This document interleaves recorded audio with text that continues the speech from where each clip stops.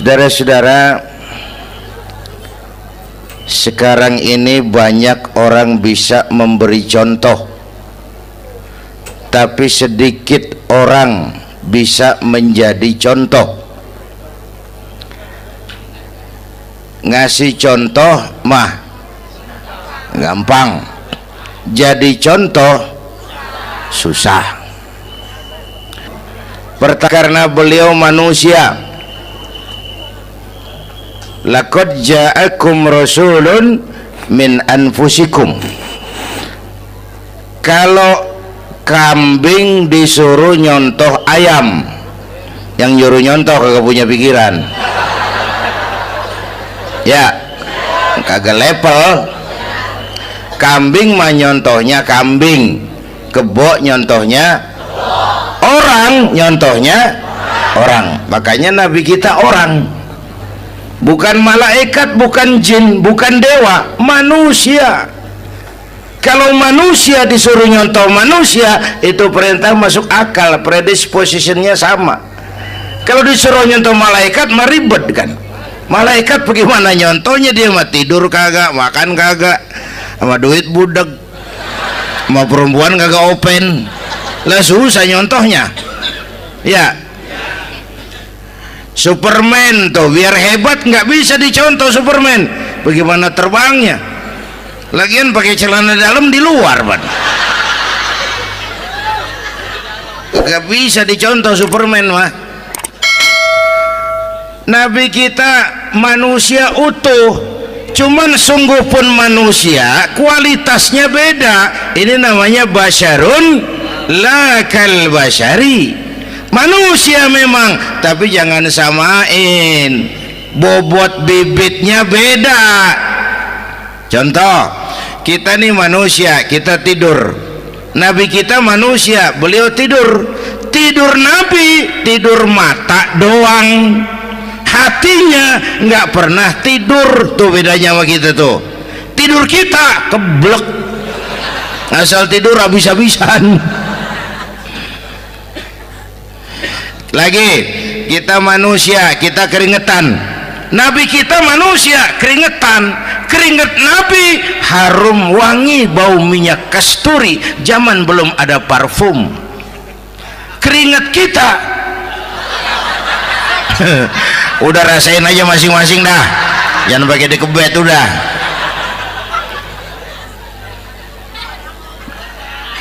Contoh lagi, kita nih manusia nih, kita beludah nggak? Nabi kita manusia, beliau juga beludah. Ludah Nabi obat, ludah Nabi itu kan waktu mau hijrah kan sama Sayyidina Abu Bakar, sampai di Gua Sur, Sayyidina Abu Bakar bilang, saya turun duluan ke gua ya Rasul. Ngapain? Bersihin gua, takut ada binatang berbisa. Silakan turun. Sayyidina Abu Bakar bersihin gua, bener tuh, tangannya digigit kalajengking, sakit, ngebet, bengkak.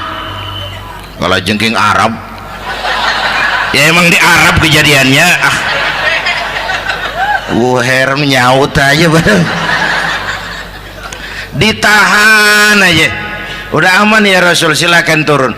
Lama-lama dalam gua berduaan kelihatan juga Sayyidina Abu Bakar mukanya pucat. Nabi tanya, mabalu kayak Abu Bakar? Abu Bakar kenapa? Nggak apa-apa. Berat meninggalkan Mekah? Enggak. Malas hijrah ke Madinah? Enggak. Takut diubur-ubur Quraisy? Orang kata enggak, itu mah enggak. Lah kenapa muka kamu pucat? Tangan digigit kalajengking. Ngapa nggak ngomong dari tadi? Saya nggak mau nyusahin Tuhan ya Rasul, biar saya tahan, asal jangan nyusahin Tuhan. Jangan begitu kau. Sini tanganmu, diambil sama baginda Nabi. Bismillahirrahmanirrahim. Cuh, diludahin, ringkes, sembuh saat itu juga. Ludah Nabi. Pengen tahu kita yang ludahin, bengkak campur koreng.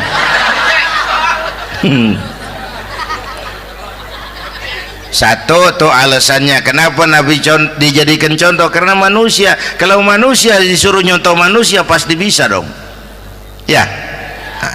Yang kedua, karena tadi kata Bang Haji Oma, pribadinya itu pribadi yang multidimensi. Menyontoh apa? Pak, saya ini pengusaha Pak. Nabi umur 9 tahun udah ke Syria tuh, dagang lintas negara, Syam tuh. Saya jenderal Pak, Nabi mimpin tentara di medan perang Mas. Saya mau balik Pak, Nabi dakwah Bung. Saya guru Pak, Nabi ngajar Mas. Innama bu'istu mu'alliman, aku diutus sebagai guru, guru umat, guru bangsa. Saya politisi Pak, Nabi diplomat ulung Bung. Saya presiden Pak, Nabi mimpin bangsa dan negara Mas. Saya kepala rumah tangga Pak, Nabi punya anak bini Bang. Ayo lempengan mana dulu cari ngomong.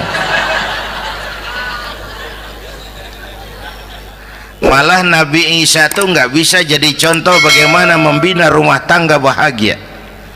Bagaimana membina rumah tangga bahagia menurut contoh Nabi Isa? Nggak ada Mas. Kenapa? Nabi Isa belum sempat kawin. Ya, Nabi Isa belum sempat kawin.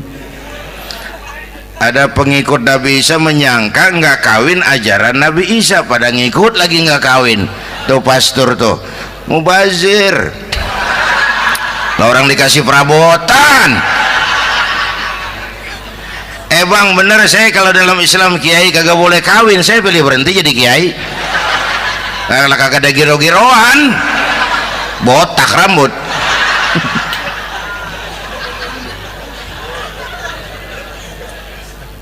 Makanya Bang Haji Oma cerita poligami saya girang banget tadi. Bukan yang ngomong ahlinya soalnya.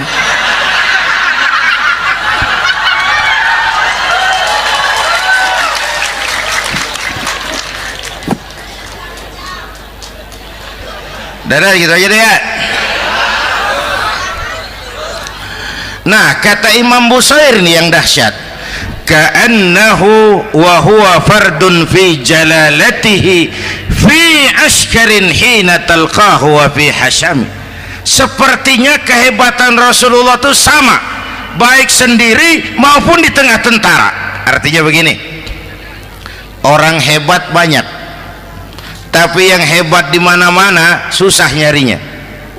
Baginda Rasul ini lagi duduk hebat, lagi jalan hebat, ada di pasar hebat, lagi di masjid hebat, di medan perang hebat, di depan anak-anak hebat, di mata musuhnya hebat, di depan sahabatnya hebat, di mata istrinya hebat, di mana-mana hebat. Lah susah nyari orang begini Bang. Ya kita mah hebat juga setempat. Di kantor hebat, sekantor orang diomelin. Di kantor, pulang ke rumah dikeplak sama bininya diem aja. Nih di depan bininya dia kagak hebat dia mah.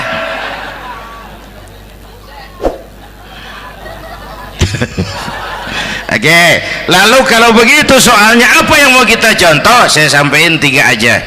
Pertama, Nabi kita ini tokoh yang sejak kecil udah ditempa kesusahan. Bu, tadi kata Bang Haji, Islam mengangkat derajat kaum perempuan karena perempuan banyak melahirkan orang besar. Lihat Sayyidah Aminah, ibunda baginda Nabi, melahirkan anak pertama tanpa didampingi suami. Meninggal suaminya, sedih hatinya, remuk perasaannya, tapi tegar jiwanya. Dilahirkannya bayi bernama Muhammad, diasuhnya penuh kasih sayang, diantarnya menjadi orang besar dan memang dibesarkan oleh Allah. Itu contoh tuh Bu. Bilangin anak-anak tong, bocah Nabi ngangon kambing tong, sekolah tong, jadi orang gede. Baba lu tibang tamat SD, lu sarjana lu. Baba lu cuman jadi RT, lu jadi camat lu. Biarin malu baba lu, pala jadi kaki, kaki jadi pala, asal lu terus sekolah. Bu, anak sekolahin, gelang doang digedein lu.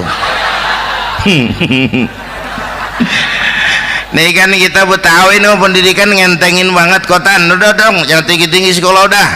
Ngapa mak, baba lu kagak sekolah hidup noh. Hidup dong pun jamu monyet juga hidup. Bu, anak sekolahin.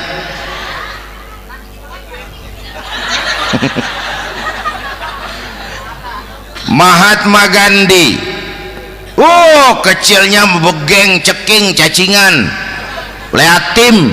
Emaknya tuh, Gandhi sekolah nak, Gandhi belajar nak, Gandhi jadi orang besar nak. Kalau perlu belajar ke Inggris, biar Inggris menjajah kita. Gak apa-apa kau sekolah ke Inggris, tapi jangan jadi Inggris nak. Jangan pacaran sama bule, jangan sentuh minuman keras. Gandhi jadi orang besar. Mahatma Gandhi tumbuh karena dorongan emak. Mak, udah yatim. James Watt, Kang Bandrek. Emaknya tuh yang dorong tuh jadi orang besar. Belum lagi perempuan yang jadi besar. Di Indonesia ada Kartini, di Jawa Tengah ada Dewi Sartika, di Jawa Barat Dewi Sartika, di Bengkulu ada Fatmawati Soekarno, sang penjahit bendera merah putih. Di Aceh muncul Laksamana Malahayati, disusul kemudian oleh Cut Nyadin, baru kemudian muncul Cut Koko, Cut Meme, Cut, ya udah tak cut lain dah.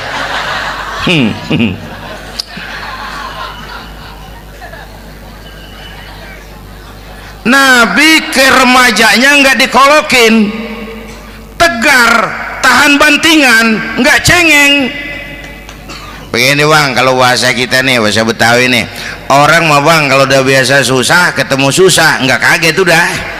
Ya kita Betawi kan masuk udah nukangin. Susah mulu. Saya santri nih biasa makan kangkung, datang ke rumah temen dikasih kangkung, makanan gue ini mat, dikasih daging ayam lah nambah, emang apa? Orang mah kalau biasa susah enak nggak kagetan. Saya santri biasa tidur di masjid, disuruh nginep di hotel lah pules nggak? Tapi yang biasa tidur di hotel suruh nginep di masjid encok. Makanya kemarin tuh waktu menteri-menteri baru dilantik tuh saya ngarepin tuh, mudah-mudahan nih menteri ini begitu dilantik bacaannya nawaitu sauma ghadin. Lu pada niat puasa dulu dah, entaran. Puasa kan bukan kagak boleh, nunda doang, nunda puasa mah. Tempe boleh maghrib, tahu boleh maghrib, air kelapa boleh maghrib. Lu menteri pada mau naik mobil mewah boleh, ntar kalau ekonomi udah mendingan, rakyat udah pada legaan napasnya. Ya sebab apa? Itu duit buat mobil para menteri kan duit negara kan duit rakyat kan duit gue juga, itu ada di situ. Gue bayar pajak. Sayangnya kebanyakan pejabat kita asal dilantik aja bacaannya Allahumma lakasumtu, niat buka puasa. Orang buka puasa kan kemaruk, apa jadi gares ya? Bu, jadi benar Islam mengangkat harkat, derajat, martabat kaum perempuan. Kata Bang Haji Umar tadi, dengar nggak tuh? Waktu Nabi ditanya, ya Rasul, siapa yang paling harus saya taati di dunia? Ibumu. Setelah itu ibumu. Setelah itu ibumu. Setelah itu bapakmu.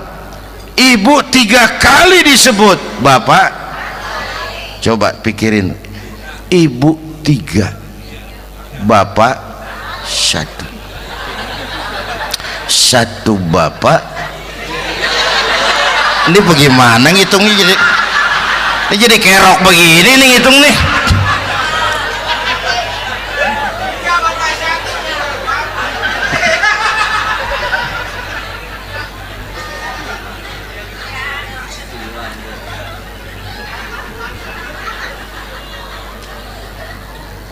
Jangan takut ngadepin susah. Hidup nih keras, kerja keras, perseringat banting tulang. Ya Bu. Satu. Yang kedua, contoh dari Nabi, orang yang paling bersih hatinya Rasulullah, orang yang paling baik akhlaknya Rasulullah, orang yang bahkan sudah dapat jaminan ampun dari segala dosa Rasulullah. Tapi orang yang kalau sholat malam sampai bengkak kakinya karena rajin sujud Rasulullah. Aspek ibadah apaan?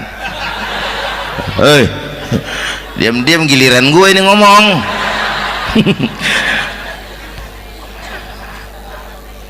Lo ngomong lagi udah gue pulang. Canda neng. Udah gantian ya. Ya. Apaan urusan? Orang yang dosanya udah dapat jaminan ampun, kalau salat malam bengkak kakinya karena rajin sujud. Saya tahu di sini juga banyak yang kakinya bengkak. Semurat. Oke.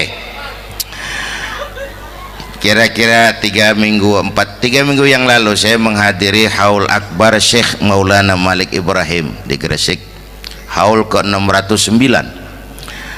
Dari situ saya ke Surabaya ikut zikir sama keluarga besar Tarbiyatul Qulub. Waktu zikir saya terkejut, ada kalimat yang dibaca ratusan kali menyentak perasaan saya. Kalimatnya sederhana, kita hafalah, yaitu kalimat ana Abdullah.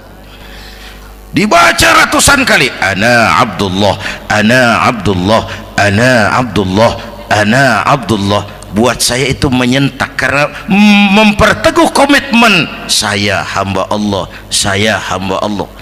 Ah, itu mah Pak Zainuddin kan biasa, itu mah kita semua juga hamba Allah. Betul. Ayo kita bikin luar biasa. Saya mau tanya, Bapak Ibu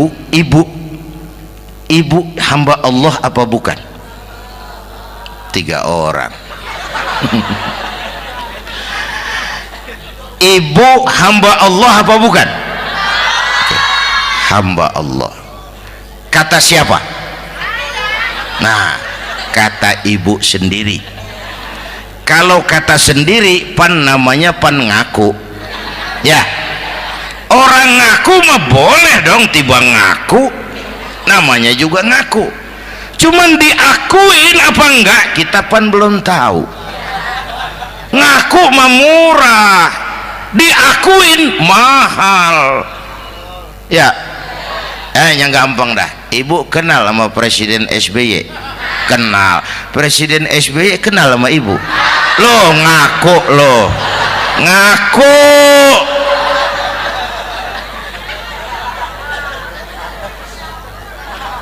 Saya hamba Allah, kata saya.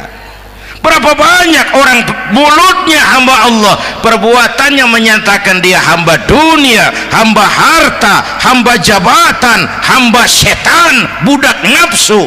Nggak sesuai ucapan sama perbuatan.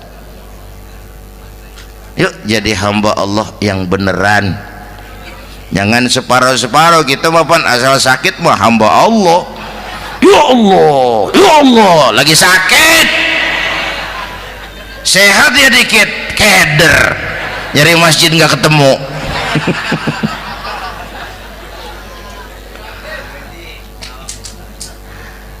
Apalagi kata Bang Haji tadi nih, kita nih kan zaman entertain nih, orang pada pintar bikin bungkusan sekarang Bang.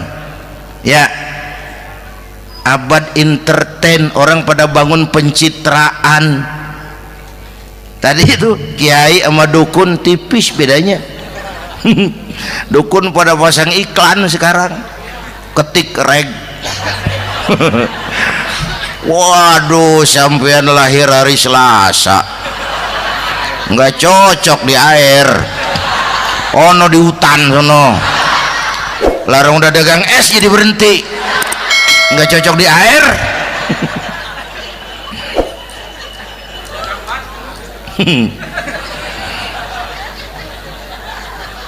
Bu, Di zaman ini siapa pakai apa, siapa mau jadi apa, kagak urus nih.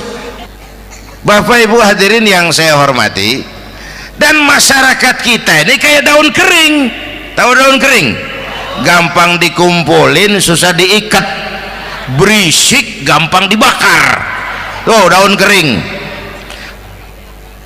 Penyakitnya kutil, kurang teliti, cepat heran, gampang kagum. Cepat heran, gampang kagum. Dulu ada tuh satu hari tabrakan di jalan kenceng, buah, korban jatuh belepotan darah, dikerubungin orang banyak. Datang wartawan mengambil gambar dari dekat, susah, orang banyak bener ngerubung. Cari akal nih wartawan, tolong saya dikasih jalan ke dekat korban. Orang nengok semua, saudara siapa? Saya bapaknya korban, katanya. Dia ngaku bapaknya korban. Ya orang minggir semua, minggir, ini ada bapaknya korban. Orang minggir semua, dia maju ke depan korban. Sampai di depan korban pucat mukanya tuh wartawan. Kenapa? Yang ketabrak anak monyet, Pak. Dia udah kedongan ngaku bapaknya korban.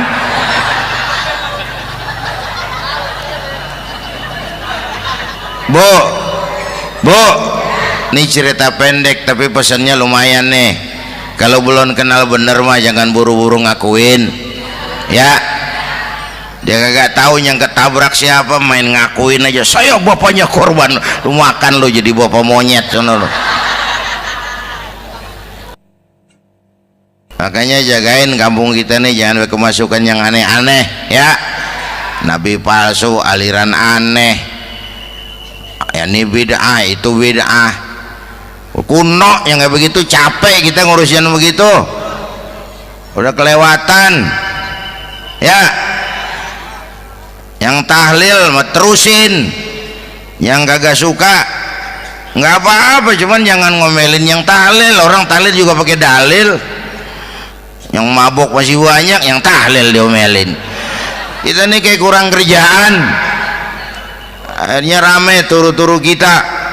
Padahal yang harus kita kembangkan kan rukun antar umat seagama, rukun antar umat beragama, rukun antar umat beragama dengan pemerintah, kata Bang Haji Omar tadi. Rukun antar umat seagama, turu-turu kita muslim nih kudu rukun. Beda pendapat boleh, marahan jangan, ya. Tangan kanan sama tangan kiri juga beda, cuman rukun.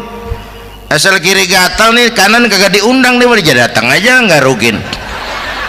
Nggak ada kiri gatal kanan ngomel, lu garuk aja sendiri, nggak, dia mah akur, ya Bu.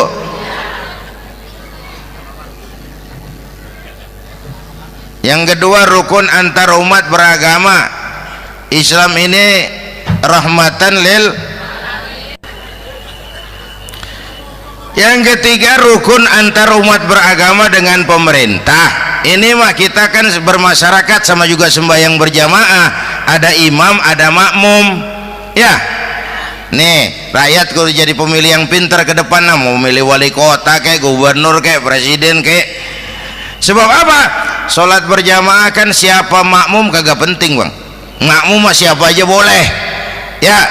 Tiba ngikutin dia mah, ngaji dia mah gimana kayak nggak ada bab pemilihan makmum. Nggak usah, makmum mah kagak usah dipilih, siapa aja boleh, ya. Bang, tuh orang budak, Bang, boleh jadi makmum. Bacanya kagak fasih, boleh jadi makmum. Ketinggalan satu rakaat, boleh jadi makmum. Tapi nggak tiap orang boleh jadi imam. Siapa yang dipilih jadi imam? Pertama a'lamuhum, kata Nabi. Orang yang paling alim di kampungmu siapa? Angkat jadi imam. Yang paling alim, bukan yang paling tua. Tua juga kalau kejemur kisut. Dulu tuh Nabi Adam waktu diangkat jadi khalifah kan bekalnya apa? Wa 'allama Adam al-asma'a kullaha. Al-asma' ay al-ulumul katsirah. Dulu zaman Fir'aun perang sihir sama Musa, sekarang perang visi dan misi. Punya ilmu, Bu, ngerti urusan dari tetek sampai bengeknya. Kalau ngikutin imam yang alim pan enak, bisa dipertanggungjawabkan. Hati-hati milih pemimpin, maksudnya bu, jangan terjebak oleh penampilan. Emas pasti kuning, bener? Apa semua yang kuning pasti emas? Udah paham dulu. Ustadz, kenapa di kampung saya ada 2 orang alimnya sama, yang mana yang jadi imam? Afsahuhum, yang lebih fasih lidahnya. Yang satu alim pelok, yang satu alim kagak pelok. Nah, yang kagak pelok suruh jadi imam. Kenapa? Nggak sah orang fasih bermakmum kepada imam pelok. Ustadz, imam pelok, makmum pelok semua. Sah, namanya kampung pelok, biarin, susah diurusin udah itu. Apa sih artinya fasih? Yang enak deh, nyambung. Pegel kalau punya pemimpin kagak nyambung sama rakyat.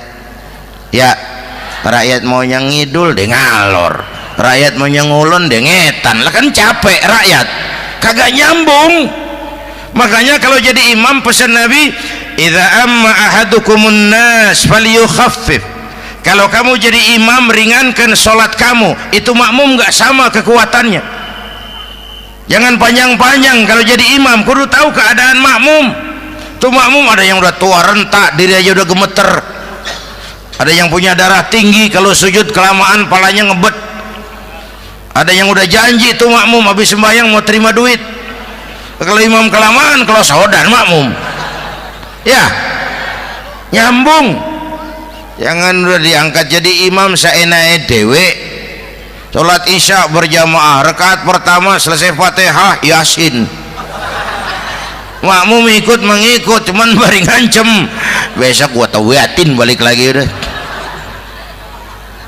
Kagak nyambung. Kalau nggak nyambung tuh capek, Bu. Jangan tersenyum kepada orang buta, jangan berbisik kepada orang tuli. Kagak nyambung. Orang buta diajak senyum, bagus sih maksudnya, cuman kan rada mubazir. Orang kagak paham.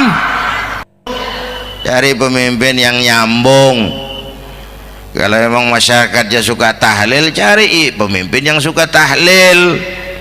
Rakyatnya suka maulid, cari pemimpin yang suka maulid, supaya nyambung, kagak pegel kita.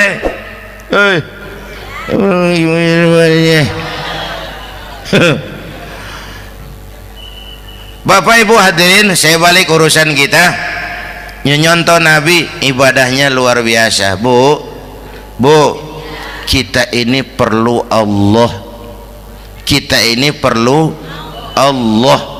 Semua kita perantau di bumi Allah ini. Perantau pasti pulang.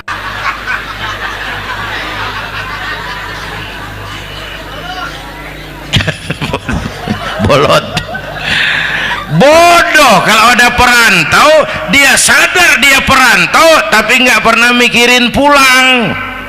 Lebih bodoh lagi mikirin pulang tapi nggak nyiapin bekal.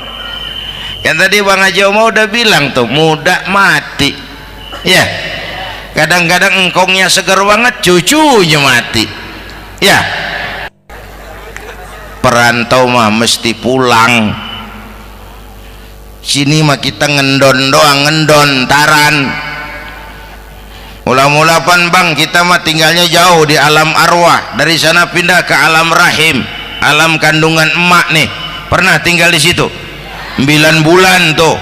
Ada yang 2 tahun, yang keluar udah kumisan, kelamaan ngetemnya itu.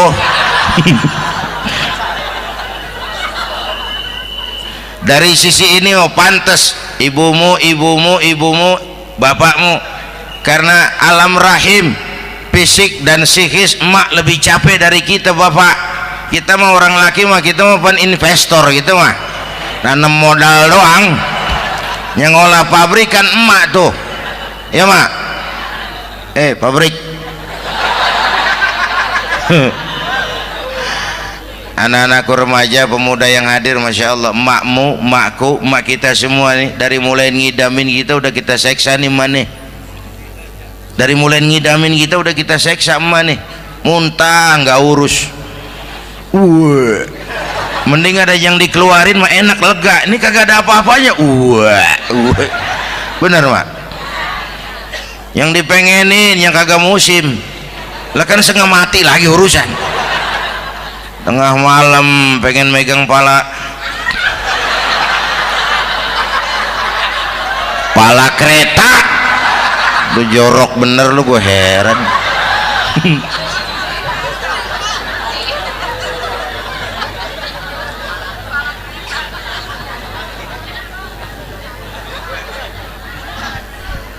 Bapak Ibu hadirin, yang ketiga terakhir, contoh dari baginda Nabi, modal utama perjuangannya adalah akhlak.